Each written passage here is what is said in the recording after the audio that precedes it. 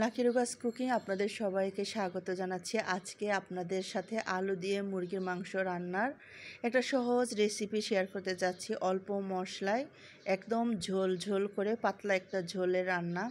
তো ছোটোবেলায় যেটা হতো, আমরা অনেক মানুষ ছিলাম পরিবারে, আমরা চাইলেই মাখা মাখা ভুনা ভুনা কষানো মাংস যেগুলো বলে সেগুলো খুব একটা খাওয়া হয়নি। আমাদের বেশিরভাগ রান্নাই হতো কি, এই যেরকম ছোট ছোট আলু, গোল আলুগুলো দিয়ে ঝোল করে রান্না করা হতো। তো ছোটোবেলায় সেটা যেমন অমৃত লাগতো, আজকে বড়োবেলাতে এসেও কিন্তু সেই ঝোল দিয়ে আলুর মাংসেও রান্নাটাই বেশি খেতে ভালো লাগে।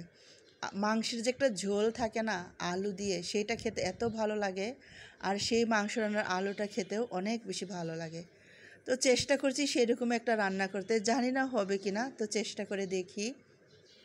চুলায় কড়াই বসিয়ে তেলটা দিয়ে পেঁয়াজ কুচি দিয়ে দিয়েছি, সাথে মরিচটাও চলে আসছে, সমস্যা নেই। পেঁয়াজটা ভাজা হয়ে গেলে এর মধ্যে আদা রসুন একসাথে পেস্ট করে রেখেছি, সাথে কিছু পেঁয়াজও আছে, তো সেই পেস্টটা দিয়ে দিলাম। 2 টেবিল চামচের একটু বেশি হবে। একটু ভালো করে কষিয়ে নিয়ে অন্যান্য যে মশলা সাধারণত মাংস রান্নায় ব্যবহার করে, হলুদ গুঁড়া, ধনে গুঁড়া, জিরে গুঁড়া, মরিচের গুঁড়া, এই যে প্রথমে লবণ দিয়ে দিলাম, তারপর গরম মশলার গুঁড়ো, আর আমি একটু দিয়ে দিব মাংসের মশলা। তো সব মশলাগুলো একসাথে দিয়ে দিব পরিমাণ মতো, যে যেরকম মশলা খেতে চান। যেহেতু এখানে পুরো একটা মুরগি নিয়েছি, মোটামুটি একটু মশলা দিতে হবে। 1 কেজি যে মুরগির মাংসের মশলার প্যাকেট আছে, সেই পুরো প্যাকেটটাই আমি এখানে দিয়ে দিয়েছি। একটু কম দেখাচ্ছে, আসলে আমি প্রথমে অর্ধেক দিব ভেবেছিলাম, পরে আমি অফ ক্যামেরায় দিয়ে দিয়েছি, তাই পুরো প্যাকেটটা এখানে আসেনি। আর একটু আমারও মানুষ বেশি আছে আজকে, সেজন্য আমিও আজকে বেশ ঝোল দিয়ে রান্না করব। তো মশলাটা আমি খুব ভালো করে কষিয়ে নিয়েছি, পানি দিয়ে দিয়ে দেখেন তেলটা একদম আলাদা হয়ে আসছে। এখন আমি এখানে মুরগির মাংসটা দিয়ে দিচ্ছি।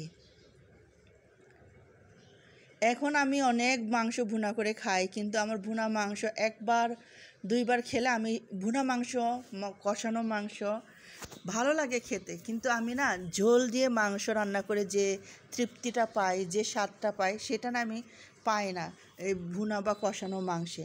তো মাংসটা দেখেন আমি খুব ভালো করে মশলার সাথে কষিয়ে নিয়েছি। আর আমি আলু কেটে রেখেছিলাম, আলুটা যেহেতু সেদ্ধ করি নাই, যেহেতু ভাজিও নেয়, তাই আমি আলুটা দিয়ে দিলাম। আলুটা দিয়ে আপনারা খেয়াল করেছেন আমি কিন্তু একদম নাড়াচাড়া করিনি, আলুটা ওপরেই ছিল, সেইভাবে ঢাকনা দিয়েছি। একদম অল্প আগুনে ঢাকনা দিয়ে সময় নিয়ে রেখে দিয়েছি, যাতে করে মাংসে অনেক বেশি মশলাটা যায়, আর আলুটা কি মশলা, তেল, খুব লবণ এগুলো শুষে নেয়। সেই জন্য আমি আলুটা শুরুতেই কষাইনি মাংসের সাথে, এমনি ঢাকনা দিয়ে রেখেছিলাম। এখন আমি কষিয়ে নিচ্ছি, আমি আবার একটু লবণটা দিয়ে দিচ্ছি।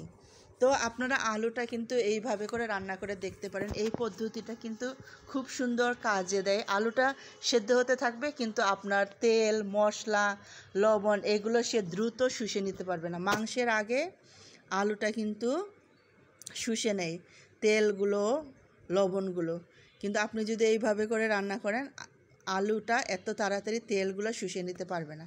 তো আলুটা বেশ ভালো সিদ্ধ হয়েছে, মাংসটা তো যে অল্প আগুনে ভালো করে মশলা কষিয়ে সেটাও কিন্তু কষানো হয়ে গেছে।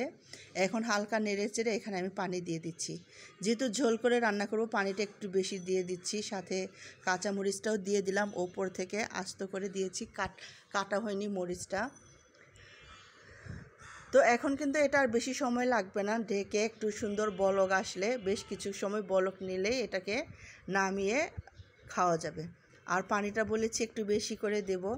মাংসের ঝোল খেতে এত মজা লাগে, আপনি কষানো মাংস অল্প খেলে আপনার খেতে ইচ্ছে করবে না, কিন্তু মাংসের ঝোল দিয়ে ভাত খাওয়ার মজাটাই আলাদা, এই স্বাদটা একদম মুখে লেগে থাকে। কষানো মাংসে সেটা আমি পাই না।